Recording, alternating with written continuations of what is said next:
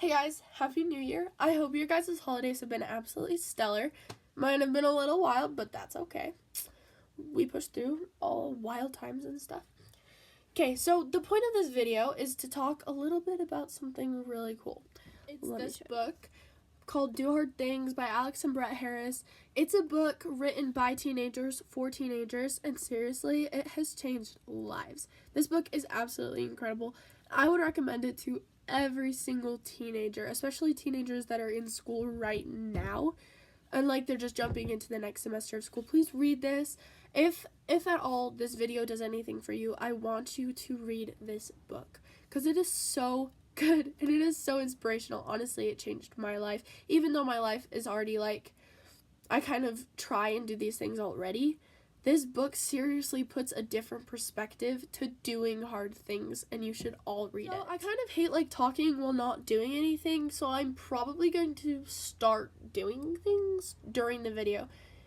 Probably going to repaint over my nails. They are currently just like white or whatever, and I'm going to keep them white, but a couple of them are like already like chipped and stuff, and I want to just like fix them. So I'll probably fix them during the video and then like put top coat over them or whatever. I do like doing nails, by the way.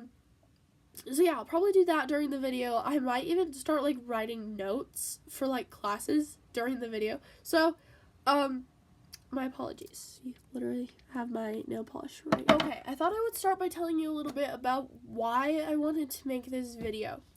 So I go to a different kind of school. It's called a Lemmy school, or like a homeschool co-op. So I have been homeschooled kind of my entire life. Okay, this is funny, but I did go to like an actual public school for 5 days, and then we kind of like, my family dropped out of that school. So anyway, I didn't really ever go to like an actual public school where I did public school things, like went to like public school classes or anything. So I'm not like a typical public school person. So if you're thinking this is coming from a public schooler, it's not. It's coming from a homeschooler who goes to different co-ops. I am enrolled in 2 different schools, and I'm taking college level classes right now. So that's a little bit of a background on what I'm doing. But there's something really important that I wanted to get a message out to all around the world, pretty much. I want everybody to hear this. This is amazing. This book seriously has changed lives, and I cannot tell you enough that you need to read this book. If anything, read this book. If you don't like the book, that's your decision. I don't actually care if you like the book or not. I just want you to read it because maybe it'll change something in your mind and change maybe some of your expectations in this life, because I feel like teenagers these days, adults have a really low expectation for teenagers, and it's sad. I see people like, I have a ton of friends that are actually like public schooled, and they think I'm pretty awesome. They don't think I'm weird. Some people think homeschoolers are weird. I don't get that. I think we're just like different. I think maybe public schoolers think I live under a rock. Do you think I live under a rock? I promise I don't. I actually have a lot of friends that are public schooled. I have a lot of friends that are homeschooled. And I don't live under a rock. I promise. I see trends. I see things. I don't live under a rock. I promise. So, this is not coming from someone who literally sits at their house all the time. I go out all the time. I go to the mall with my friends. I talk to my friends. I actually have friends. I promise. Homeschoolers don't just like not have friends. Okay? So I'm not just a homeschooler, though. I do go to a physical school twice a week, and it's super fun. I really enjoy our school. And we get to, like, actually talk deep conversations together and really, really get through, like, the material we're working with. It's really incredible. So I could tell you a little bit about my classes, and I'll probably do that next. But I need to pull out some binders. So I just pulled out some of my school binders, and I just want to show you a little bit of, like, the material I'm working with in some of the classes I do. Mainly one class that I'm going to talk about because this class I think gets really deep. I also have another class that hits really deep, but we don't have a binder for that class. I'll just tell you a little bit about it. It's really awesome. It's kind of like a small class because we don't have a lot of students, but really we get deep into material, and we get to talk so deep. It's incredible. I don't think in schools you really get to have super deep conversations in classes, and I feel so bad because that's like my favorite part of school is talking. So like, if you're not talking in classes, what are you guys doing? I don't know. I wouldn't really answer that question. I don't want to know what you guys are doing in school. Okay. Anyway, so this is one of my favorite classes I'm taking. It's called Quest Principles. It's like a really deep American history class. I don't really know how to explain it better than that because it's more than just an American history class. We write super long essays, and let me tell you about this. People think that you're writing in a report that's like a one piece of paper that's what they think we're writing. We're like writing one piece of paper in like whatever format we care. We write in MLA format. That is a format used in a lot of colleges. That's my dog. Sorry. Hey, sorry about that interruption. My dad was like walking outside of my room talking to his friend in Spanish, and I was like, what are you doing? But it's okay. So, I need to apologize right now because there may or may not be background noise. First of all, it's raining really, really hard out here, and also I have a house full of really noisy brothers. Sorry. I don't have any sisters, so like my house is usually really noisy and kind of chaotic, but we work through that. It's okay. So anyway, back to the class I take. It's an American history class kind of thing. And the essays I write, they're in like MLA format. So I can actually show you one of my papers. Give me just a second. Got my papers. Let's check them out. Okay, this one I wrote about Martin Luther, which that was like, it was unclear when the class started whether or not you're like supposed to come up with your own title for the paper or if it's just like the name of the person you're writing about. So this one is titled Martin Luther, but I promise they get better as I go. I'm not going to read the paper, but I'm showing you what MLA format looks like. Do not worry about the like notes and stuff. MLA format is double spacing. It's like you have to put a tab line in every paragraph, has to be at least 2 pages long, and also we have these little score sheets. They're like the same thing you would get if you were in college, like a score sheet at the end or whatever. We also do blue book exams in class. Those are terrifying, but they're very good for you, so we do those too. This one was on Patrick Henry, which I was very proud of that one. Very good. Okay, this one was Frederick Douglass and John Brown. But this is when I decided that I'm going to like start naming them myself. So this one was Fight Hate with Love. Very good. Okay. Also, I was very, very, very proud of my score on this one.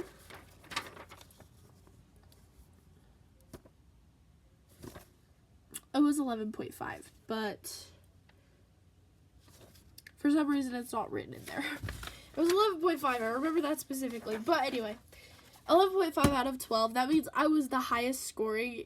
Like, I scored the highest I have ever scored. And that's amazing because that's, like, not common for a first semester student. So that's really cool. So, another apology. I do sound kind of, like, weird right now because I'm just getting over a cold. I'm not really sick anymore, but I have one of those, like, lingering, like, cold kind of things right now. I'm super annoying class. Anyway, I need to show you some of the, like, cool stuff we learn in my class and, like, how deep we dive into it. Okay, so first of all, I have, like, 1,000,000 tabs in this binder because I need to, like, have 1,000,000 tabs in this binder to know what I'm doing. We have a scholar journal, document studies, but these document studies are insane. So, like, I'm going to just show you this. This is Martin Luther's Defense of the Diet of Worms. We go deep into the, like, material, and we go and we define all of it. This is, like, the Patrick Henry speech, give me liberty or give me death. If you guys know it, it's super famous, so I would be surprised if you guys didn't know it. At the end, he goes, well, as for me, give me liberty or give me death, right? Yep, I love that line, actually. I know not what course others may take, but as for me, give me liberty or give me death. It's like kind of saying I don't care what the heck other people do, but I choose liberty over everything else, which is absolutely insane. I love Patrick Henry. He's a really cool person to study, so you should do that. You should do that. John Brown, Frederick Douglass. I actually don't know how to pronounce his name right. I think I always pronounce it wrong. It's like a Mahatma Gandhi. I can't pronounce it. I think it's Mahatma. Could be wrong. I think that's it though. Mahatma Gandhi. We study about that. And then we're currently reading a long book called The Fourth Turning is Here. It's a really good book. You should read that too. You should read a lot of books. Books are good for your brain, so do it. Read it. Okay, we have this really awesome thing called the Thomas Jefferson Planner. It's more like an academic record, but we got these little schedule things. They're half-hour schedules, and you'll schedule your day by half hours. So literally from, I think that's 5:30 in the morning or something. Yeah, 5:30 a.m. in the morning. I actually get up at like 4:40 to 5 every single morning, and I work out, and then I do my math because I don't like math, and then I go to seminary early morning. Love it. I usually walk, so it's fun. But anyway, I schedule my day in 30 minutes. It's really awesome. Super fun. So if you don't have your day scheduled out with like a planner, you should do that too. That's pretty awesome. Anyway, we need to get back on topic, so let's do that. If you have not read this book before, seriously, read it. I think I've said that like 5 times already, but read it. So get a good look at this book. And I'm going to read this title page too because it's so incredibly hard-hitting. So it literally says that it's a teenage rebellion against low expectations. And then there's like a little quote on it, and I really like this quote. Will prove to be one of the most life-changing and culture-changing books of this generation. That's amazing. That is amazing. That means this book by someone who's like kind of high up there said that about this book. That means it really changes things, you know? Okay, so I want to tell you a little bit about what I took out of this book. This book has been really good book for me.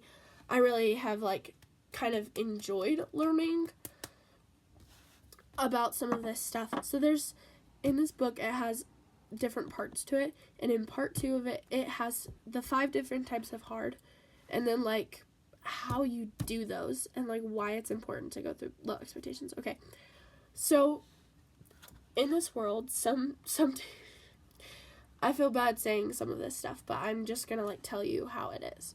Okay, so some expectations that teenagers have literally is not even making their bed. Like, adults don't even expect us to be able to dress ourselves.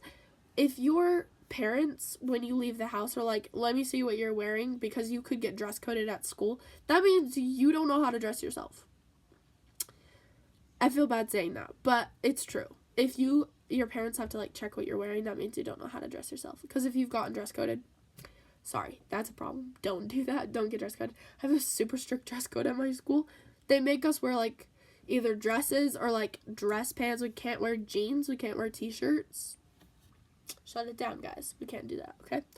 So my school's super strict dress code, and very rarely have I ever gotten dress coded. It's only for like small things that I don't realize I'm doing. Like I had a hoodie on because I was cold and I forgot I was wearing it during school hours, so I had to take it off. That kind of thing. You get in trouble for wearing hoodies. So if you guys are going to school in clothes that are seriously inappropriate or like literally you know you're pushing the boundaries on purpose, your expectation is not to be able to dress yourself. That is just sad. That is just sad. Your expectation, parents don't even expect their kids to do their homework on their own. If you're being reminded to do your homework, like you get home and your parents are like, hey, you need to do your homework, because they don't expect you to do it without a reminder. If your parents are still doing your laundry, they don't expect that you could possibly turn on a laundry machine. I've been doing my own laundry since I was 8. Okay, so there are some really low expectations that I think we need to like seriously kick them in the butt, like get them out of here, because we can do so much more than that. We can be college students at 12 years old, because I've been taking classes that are almost college level since I was 12 years old. I'm 15 years old now, and I'm graduating out of my schools next year, and I'm starting college. That is insane. That is amazing. I'm starting college when I'm 16. That's insane. I can't even with you guys. That's pretty awesome. And I'm going to probably go into med school or vet school, and that's gonna be really great.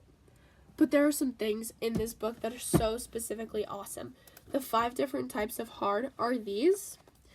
The first scary step, how to do hard things that take you out of your comfort zone. Those are some hard things that, seriously, I don't think people talk about enough. So let's talk. What are some hard things that have taken you out of your comfort zone? I want to know genuinely in the comments, like, what are some things that are hard that took you out of your comfort zone? I think for me is probably like speaking in front of a ton of people about things that I don't feel comfortable speaking about. I'll give you an example. We did something called a Nuremberg trial, and if you're like kind of studied on World War II, you would know what a Nuremberg trial is. But we had to do that for my class. I was 13 when I did a Nuremberg trial, and it was against FDR, Franklin Delano Roosevelt. It was to prove either he was innocent or he was guilty.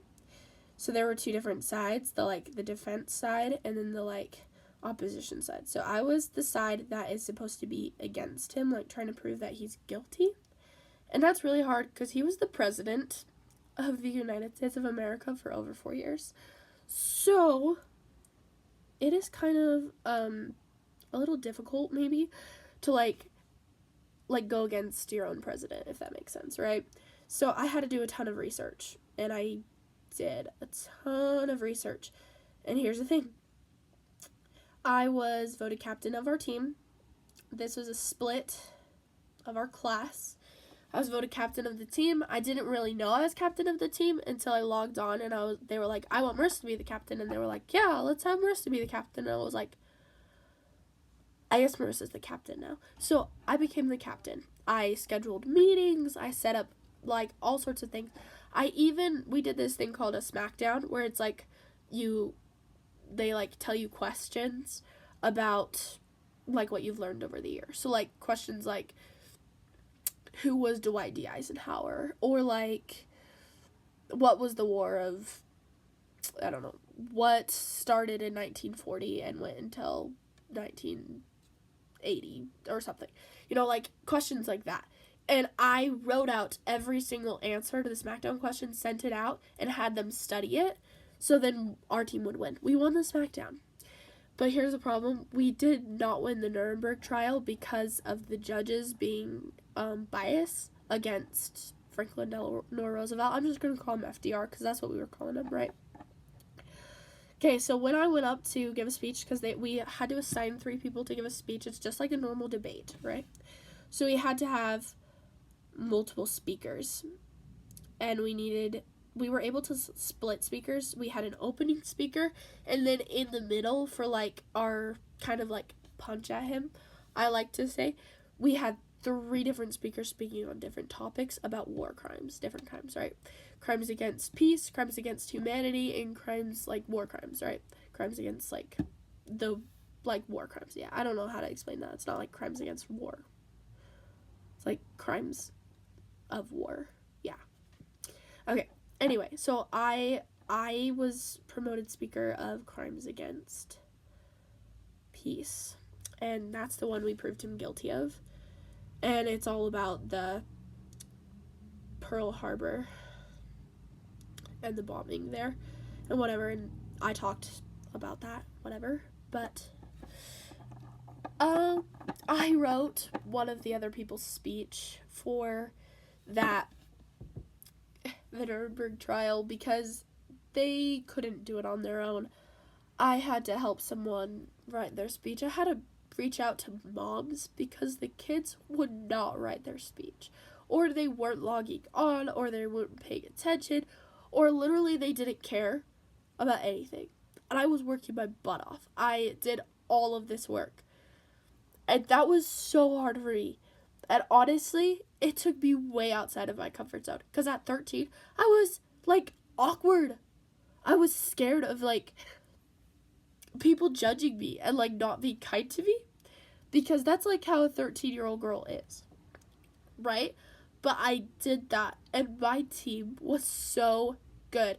Actually, we did win. Like, technically, we won. But they did not announce us as winners. They announced the other team as winners. And the other team didn't expect it. They were like, congratulations to us. Our team, they told us congratulations. They were like, they just said your team won. They were like, we should not have won. And we were like, you're telling us. Everybody was, like, shocked that they told us that their team won. Their team did not win. We won. We won. But seriously, I took on the responsibility of multiple people in my team, and we didn't come out victorious. It was so annoying. But that is one thing that is hard, that took me outside of my comfort zone, that I grew from. And it was actually really good experience, because now I know what to do, and now I know who not to judge a debate. We're not going to name names, but it was one of the kids on my team that was really, really upset with the idea of our president being guilty of crimes. High treasonous crimes. And they were like, yeah, that's not possible. And I was like, yes it is, because we just proved that it was. Okay, yeah, it was hard, but that took me outside of my comfort zone. And that speech, the fact that I was, okay, it's really hard to go against your own president. The fact that we could do that was insane. So that took me outside of my comfort zone, and that was so hard. But I feel victorious on the inside. So that is something we need to do. You cannot believe how impressed the parents and the teachers in that school were with us. We were kids. We were 13, and we were doing this giant Nuremberg debate, and we literally smashed it out of the park. It was amazing. Yeah, that's pretty awesome. Okay, let's talk about the next kind of second type of hard is how to do, like, raising the bar. How to do hard things that go beyond what is expected or required. I love this one. This is actually my school theme this year. It's amazing. I'll actually show you our t-shirt. Oh, I literally can't find my t-shirt anywhere. I don't know where it is. But it said, raise the bar right here. It was an army green color with, like, white lettering, and it said, raise the bar. And then it had the name of my school, which is Polar Star. I'll just tell you that. Polar Star 2025 to 2026. That was our theme. Super good. Okay, so I thought I would just, like, add in a picture. This is me riding my bike with the shirt on at our school kickoff.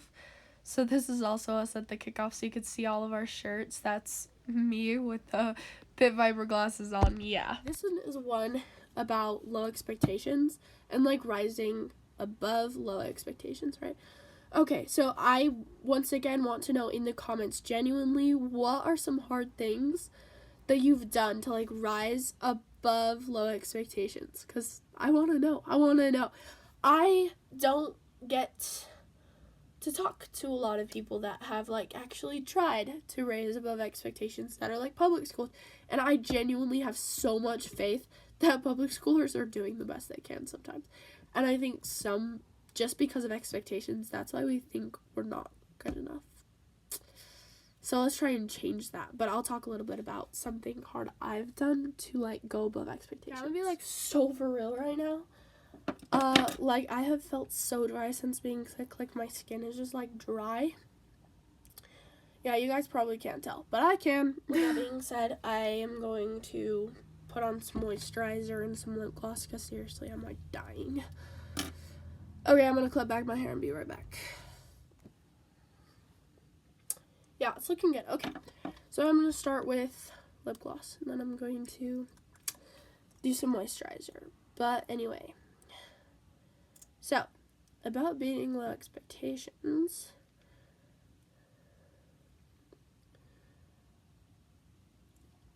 I'm a dancer, so I do a type of dance called clogging. It's a little bit different than tap dance. It's a lot more complicated than tap dance, shall I say. I'm gonna, like, flip my hair back. Okay, so it's a little bit more complicated than tap dance, and it's kind of a really difficult sport, and I got a late start to it. I started when I was 13 instead of starting, like, at an early age, and I did do, like, one semester of it when I was 8. So I kind of, like, knew what it was. But I got injured when I was 11. I broke my arm.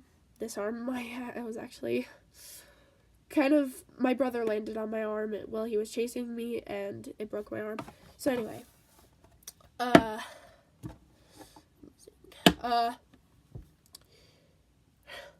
when I went into the hospital and found out that I had a broken arm, they sent me to a orthopedic surgeon because they were possibly thinking of putting a pin in my arm to hold the bone in place because it was broken. Instead of like broken across, it was broken like this. Like, yeah, I don't know how to explain it very well, but they were thinking of putting a pin in my arm. And when I went in to the orthopedic surgeon, he comes in and said, "You're a gymnast." And I was like, "How do you know I'm a gymnast?" I was like, "Yeah, I was a gymnast. I did tumbling for 7 years. So, yeah, I was a gymnast." Yeah. And he was like, "Oh, well, you have severe gymnast wrist." I had no idea what the heck that was. I was like, "What the heck is that?" Come to find out, it's like a really severe condition that has to do with your growth plates and stuff.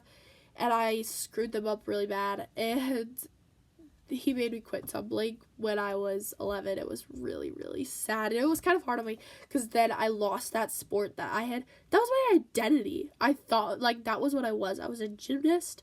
I had a goal. I was going to be an Olympian. I was going to do it. And he made me quit when I was 11 years old. Like, what a jerk. I was, like, so mad. Like, okay. So mad. Anyway, so because I was, like, so mad about this, I didn't really find another sport. Also, like, look. Just using my Bubble Skincare today. So I'm using my Reset Spray because, yeah. Okay, so anyway.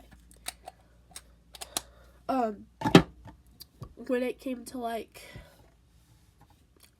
my career in tumbling, I didn't think I would ever get that back. So I just kind of gave up on that dream that I had since I was a little kid. Since I was 6 years old. So I felt kind of really disappointed in myself and in my doctor. I was so mad at him. I was like, "You cannot tell me I'm a gymnast and then tell me I have to quit until I'm at least 15 years old."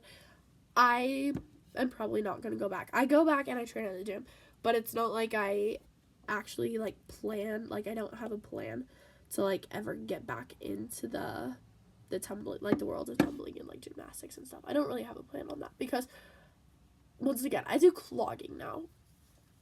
Also, yeah. So I do clogging, and it's really fun. But I did get a late start, and they put me in a level, 2 levels too high for the amount of skill I had in that. They did it on purpose because I was older, and they thought, like, I could do this, right? She's gonna need help. She might not be able to compete the first year, but we're going to, like, have to make her because that's, like, what we do. We're competitive. We go compete. We compete, like, once a month in this ring. Literally. It's crazy. So, anyway, we do, like, 4 competitions that first year. I did a competition in October. I had only been dancing for 2 months, and I got all firsts on all 4 of my solos. I was so happy with myself. I really took myself above that expectation that I was not going to compete very well. I literally, like, was so nervous that I was literally going to lose because I didn't think I did very well. Also, like, didn't, like, mess up a little bit. I think because you're supposed to, like, put your hands on your hips at some point and, like, put them down or whatever, and I forgot to pull them up immediately. So instead of, like, having them on my hips for part of the dance, I had them down and then, like, slowly brought them up at a different part that I wasn't supposed to, and I still got first. Couldn't believe my mind. I was like, I can't believe I won. But I practiced so hard. I got private lessons. I asked for help from people that were in the class. It was so embarrassing. I was, like, asking kids that were younger than me how to do steps that I should definitely know how to do at that point and in that level, you know, right? So I was asking kids how to do things, right? I was really struggling. But I pushed through that, and I got all firsts. I've become one of the best dancers, I think, on my team. I've become a really, really powerful dancer on my team, and I'm so proud of myself for that. I really rised above that. Also, there's a couple other stories I have, so I'll keep telling you about them. I'll probably tell you about them at the end, but that's one example. So the third type of hard is how to do hard things that are too big for you to do alone. The power of collaboration. So, once again, tell me your stories about like something hard you did that you needed other people for, because this is important. This is important stuff. Okay. So one thing I did that I feel like was I really needed like people for or whatever. Give me just a second. Back to what I was saying about something hard that I needed other people for. This was maybe one of like the hardest things. Also, I love this. I got this for Christmas. Really awesome. It smells so good. It smells like sugar cookies. It's really good. Anyway, just using it on my hands. Anyway. Okay, so anyway, for a kickoff this year for my Quest class, we went rappelling, and I had a pretty bad experience with rappelling from years before, where I had like a stupid teenage boy who like pretty much dropped me when I was rappelling, and he was the like belay below me. It was so stupid. He kind of like dropped me, like, because he wasn't paying enough attention. He's just like leaning back with it, and all of a sudden I'm like belaying down, and all of a sudden he's just like not paying enough attention. So he's like letting go, and I'm kind of just like, it was like, it was weird. Okay, anyway, I was terrified of going rappelling. Luckily, there was not a belay. It was just me, a rope, and a mountain, and it was terrifying, but here we are. I will definitely be inserting some pictures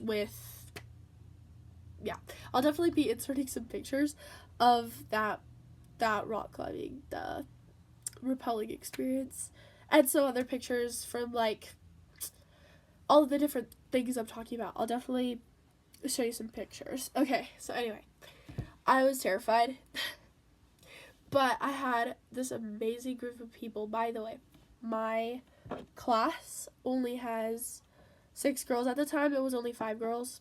It was just me, 2 Sarahs, Lydia, and Olivia. Okay, so at the time, we only had 5 girls. A girl just like joined. She joined late or whatever, which is kind of hard. And I'm really proud of her for that, because holy crap, that's hard. But I had this amazing group of girls that are cheering me on. Like, I have a video, and they were of one of my friends that was standing below me yelling up, "Rasta, how are you?" I was like, "Hey, yo, what's cooking? Good looking." It was so funny. But honestly, if they were not there, I would not have done it. I would have bailed. I would have ran away. I probably would have jumped off the mountain if I could have. I would have been like, "I'm out. See you guys." Literally would have run away because I was terrified. But I couldn't have done it without them. I seriously couldn't have. Also, like, yeah. So also for our school kickoff itself, we made blankets for kids in Africa, and I couldn't have done it without the help of the amazing girls in my school. They're so awesome. Honestly, just shout out to like everybody at Polar Star, and also everybody at Kindred, my other school. You guys are so awesome. You guys are probably never gonna see this, but seriously, if you do, I love you. You guys are awesome, and you're doing such a great job. And I know that you guys are literally doing hard things all the time. Also, every single person at Polar Star has run do hard things. So read it. You got shoes to fill, okay? So anyway, seriously, collaboration, teamwork, it can make hard things so much more fun and so much easier. Just rise above. We need to make a rebellion of people who are doing the absolute best in the world. We are going to be a generation of little rebel warriors. Seriously. Oh, a generation of warriors. Because, like, these schools, they're pumping out factory workers. That's what they're trying to do. They're not, like, they don't actually care if you end up going to college. They don't care. They don't actually care. The mentors of my school, they care. They think what we're doing is awesome, and they are proud of us for every little accomplishment we make. And I am proud to say that I am part of the school I'm part of. They are really awesome down there. And I could not do it without all of my mentors, without all of my team. Like, I can't do it without them. I'm going to show you a picture of my amazing group of girls. I have these pictures. They sit on my dresser. This is my class when we went rappelling. Don't mind me. I was, like, so happy. I was like, but it's okay. This was me rappelling off of the side of the mountain. I was terrified. I was genuinely terrified. I was so scared. But I couldn't have done it without them. I'm so thankful for them. Like, okay. Let's pause for just a minute and say how thankful I am for literally everything. I'm so thankful to be in 2026, guys. It was hard to get here. 2025 was one of the most rough years of my entire life, and I'm so proud to be here. I'm so thankful, and I am thanking him right there. You see him in the corner? Yes. I'm thanking him, Jesus Christ. He is my light. He's my love. He is everything. He has gotten me through some really, really hard times, and he is one of the people I collaborate the most with. I could not have done anything without him. He is so amazing, and I'm so blessed to have him, and I love my Jesus. I love the Lord. I love God. I love everything about them. They're so amazing. Thank you for that, and I'm so grateful for you guys. I know I do not have a very big following, and I don't actually care. If I can change one life, if I can make one person smile, that is enough. That is enough. I know that we are trying to bring many souls unto Christ, but just bringing one soul, that's all he wants from you, and that's you. He wants you. And if I can brighten someone's day, then I have done a good work. I've done a good work. So I don't mind if I've done the best in the entire world. I don't care. I don't care. The next type of hard is how to do hard things that don't pay off immediately. Honestly, this one I think we struggle with the most. Let's talk about it. Okay, so a lot of things don't pay off immediately. I'm going to talk about my last year's resolution for the entirety of 2025. I didn't have any sugar-free, and I made it all the way to 2026 without sugar, and I'm continuing it because I actually don't like sugar very much. Sorry, you guys. I'm not actually a big bag. Some people actually get mad at me. My friends get mad at me for not being a big bag. I apologize. I don't like food. I'm not a foodie. I probably need to work on that, but it's okay. Okay, anyway. So, about that. One thing, it was hard. When I started no sugar, I felt at my probably very worst. I looked my worst. I felt my worst. I just don't think I was all the way there. I wasn't really in it to win it. I didn't have any motivation. I didn't really care enough. I have friends that are girls. I have friends that are guys. I have friends that are worth living for. I have family that is most of the time worth living for, right? So why was I not motivated? Because at the beginning of 2025, I started with no sugar, and I was pretty motivated for like 2 weeks, and then I was like, this sucks. Nothing's happening. I'm not getting results. I'm not feeling it. I'm just not in it to win it, okay? That is when something changed in my mind that made me think that I need to just do more. So, I'm going to show you what I did. Yeah, so I made a giant list of goals so it says my goals for this year or longer. Yeah.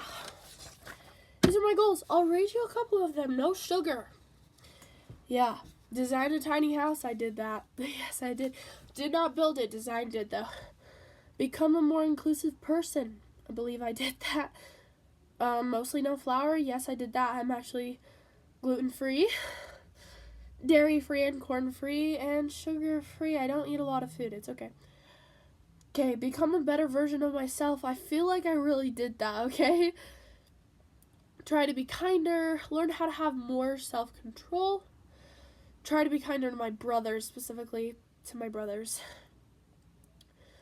Set up my own small business. I already did that, but yeah, I did that last year. That was last year. Okay, yeah. Yes, I did that. Guys, see this lingering cold? So annoying. Anyway, back to what I was saying. Learn how to be more confident, believe in myself more. I feel like I did do that. I do have a lot of still, like, insecurities and imperfections, and that's okay. That's just part of being human, guys. It's fine. Okay. Go to FSY, become a more spiritual being, work out as often as possible. I did that a lot. It's good stuff. Okay, make at least 2 new friends. Definitely make more than 2 new friends. Find time to be myself. Go outside more. Don't be awkward. Yeah, got it. So there's just that's just a tiny portion of a 40, a really long thing. It has 40 different goals. Yeah. Okay. Anyway, so yes, I was able to accomplish pretty much all of those goals within a year. But of course, a couple of those I've decided to continue doing this year too. A lot of those goals, they're also this year's goals too. So anyway, giant list of goals, which doesn't make sense. But anyway, those kind of goals, they don't pay off really quickly. So the sugar thing and the workout thing and whatever, I was motivated for like 2 weeks, and then I like decided that I really was not motivated. I was like, this sucks. I'm just going to do it anyway though, because like it's a goal and I'm going to make it. Right? And I wasn't seeing results very quickly, so I wasn't like super into it. I wasn't excited about it. Yeah, I wasn't excited about it, but by the time summer came around, I started feeling results. I started feeling the results. Okay, I wasn't seeing them, I was feeling them. Okay, by the time fall came around, that's when I saw the results. That was insane. When I first felt confident in a tight t-shirt, and like, you know, it's been years since I felt like confident in a t-shirt, so it felt good. Okay, so anyway, so I started seeing those results. Those goals that I made, they were hard for me. It was hard. I struggled to get up at 5 in the morning and work out every day. I struggled to do my math. I struggled to try and make new friends. I struggled to believe in myself. I didn't want to. I wanted to believe I would give up within a couple weeks. I did not think I was going to make it all the way through 2025, but here we are. First day of 2026, and we're powering through all of these goals, and we're going to make a difference in this world. And I swear, if you guys don't read this book, this will change your life. I promise. So anyway, this is the very last type of hard, and it is a good one. And maybe one of the hardest ones that teenagers struggle with. It's taking a stand, how to do hard things that go against the crowd. Okay, we all struggle with this. Just, we know we do. Okay, you see a girl, she's wearing, I don't know, something not very appropriate, or maybe against your own standards, or against my standards, at least. And you're like, I want to wear that. She looks so cute. Or people are doing things that are not so good. They're vaping, they're smoking, they're swearing, they're doing drugs, they're drinking, underage drinking, they're skipping classes, they're partying all night, they're doing all-nighters, they're not doing their homework, they're being super rebellious in the wrong way. But because everybody's doing it, we think that it's okay. So we kind of just like allow ourselves to do it. Does that make sense? I think a lot of people do that, where we're just like, we want to follow the crowd. We want to be a part of the crowd, right? We need to stand up against the crowd because the crowd's wrong. They're wrong, and that's okay. So I want to tell you something that I already mentioned earlier that is so amazing, and it is the Give Me Liberty speech.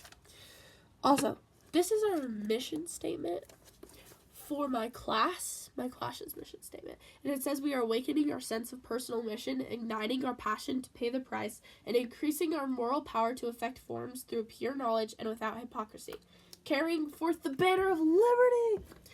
And when we say this every day when we get into our class.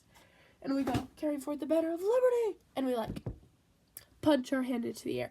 We feel so accomplished after doing that. It's so good. I just put my binder down, and I was just going to read from it. Okay.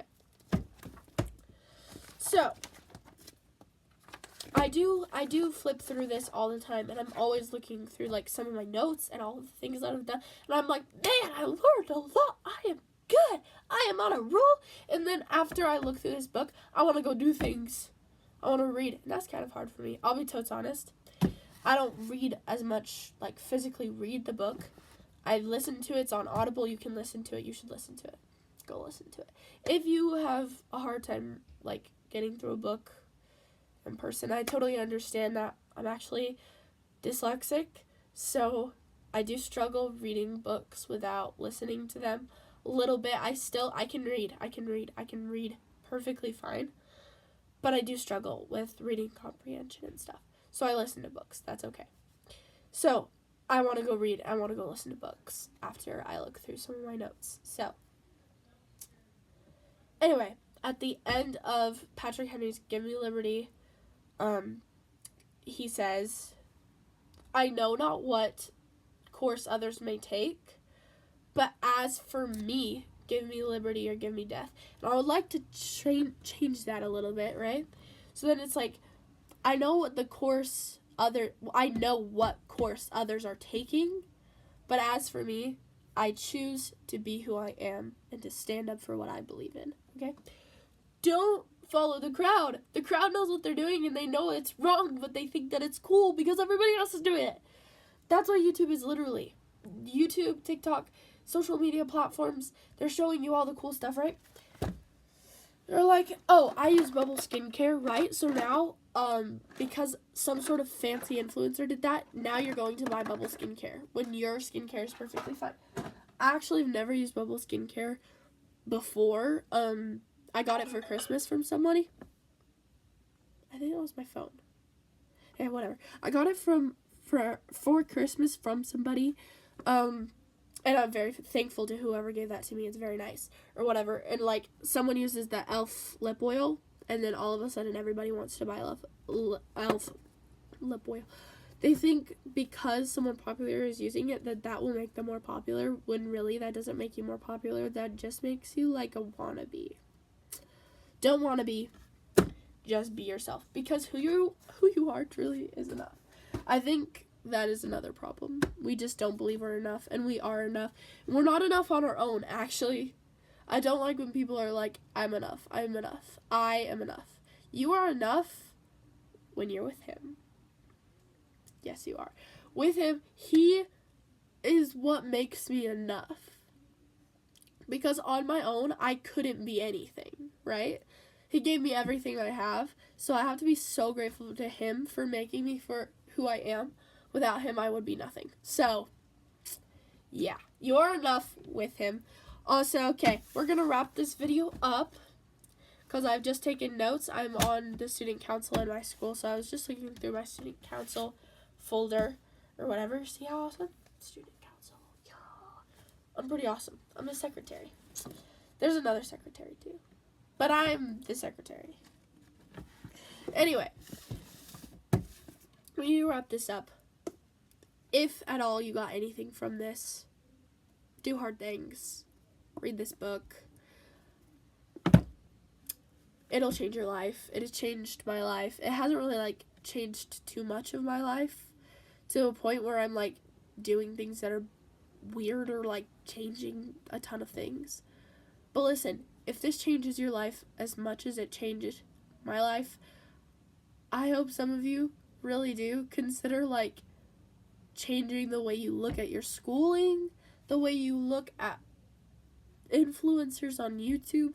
I understand that I am technically an influencer. I'm not really an influencer because you're not going to be like, yeah, Mercy Voldy, yeah, she, like, has the YouTube channel called Live, Love, Light the World, and, like, everybody loves her. She's so popular. No, she has, like, 44 subscribers or something. Like, who cares? Who actually gives a crap about my channel? Nobody. I don't care. I don't care if you give a crap about my channel. I give a crap about you. That's the point. I want to help people that are my age that go through similar things. I want them to find something. I want them to find Jesus, and I want them to find strength in doing hard things, and I want them to change the way that people look at teenagers. So once again, I love you all, and I hope you guys can really feel the love that I've tried to share throughout this video and through all of my shorts and random things that I post out. I know that some of them are super random because I made them with my friends and I posted them like when I was 14 or 13 or something. I don't know how old I was when I posted them out, but they're kind of stupid videos. If you look at some of my more recent videos, they're more meaningful and they actually they make me feel something. So that's why I posted them, because they make me feel something and I want you guys to feel that something too. So that's why I make these videos. I hope you enjoyed this video and I hope I changed your mind. If you liked this video or if you want something similar to it, please comment. Please comment. Please leave a like. I don't care if you subscribe. I actually don't care if you even like this video. I just care that I made your day brighter, and if I could do that, I am so happy with myself. So please have a wonderful rest of your day. Happy New Year. I love you, and goodbye.